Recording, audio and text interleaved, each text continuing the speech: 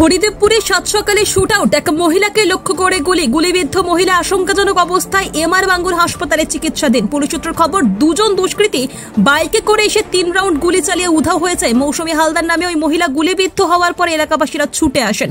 মহিলার পিঠে গুরুতর আঘাত লেগেছে, যদিও কি কারণে শুট আউট তা এখনো স্পষ্ট নয়। পুলিশ সূত্রের খবর, সোমবার সকাল 6:20 নাগাদ শুট আউটের ঘটনা ঘটে। আক্রান্ত মহিলার নাম মৌসুমী হালদার, বয়স 38 বছর। তার পিঠে গুলি লাগে। আশঙ্কাজনক অবস্থায় বর্তমান তাকে এমআর বাঙ্গুর হাসপাতাল থেকে এসএসকেএম হাসপাতালে স্থানান্তরিত করা হয়েছে। হরিদেবপুর শুট আউট কাণ্ডে ধৃত এক গুলি চালানোর ঘটনায় বাবলু ঘোষ নামে এক ব্যক্তিকে গ্রেপ্তার করল হরিদেবপুর থানার police. Pragati nursing college and school. এখানে শিক্ষা মানে কেবল ডিগ্রি নয়, এখানে শেখানো হয় মানবতার পাঠ। 3 বছরের জিএনএম কোর্স এবং 4 বছরের BSc nursing.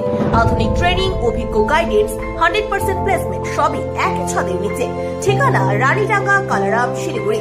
Pragati nursing college and school, শিক্ষা সেবা সাফল্যের প্রতিশ্রুতি। কি মানে সকালবেলা কি শুনতে পেলেন? আমি দেখো নতুন এই মৈত্রী সংঘ ক্লাবের পাশে হ্যাঁ কি দুর্গাপুজো হয় এখান থেকে। হ্যাঁ কি হয়েছিল এখান থেকে? মানে আমি কিছু বলতে পারছি না, বুঝেছেন তো?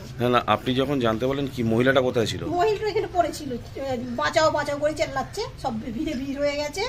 এইটুকুটা আমি রান্না করি তো, সব ছেলে আসে, অতটা বুঝতে পারিনি। তারপর কজন ছেলে এসেছিল সেটাও জানবো না, ওনার কটা ছেলে। আমি বেরোইনি, আমি এখান থেকে সব ওই সব গুলি করলো। গুলি করেছে। গুলি কোথায় লেগেছে? গুলি বলতে পারবে?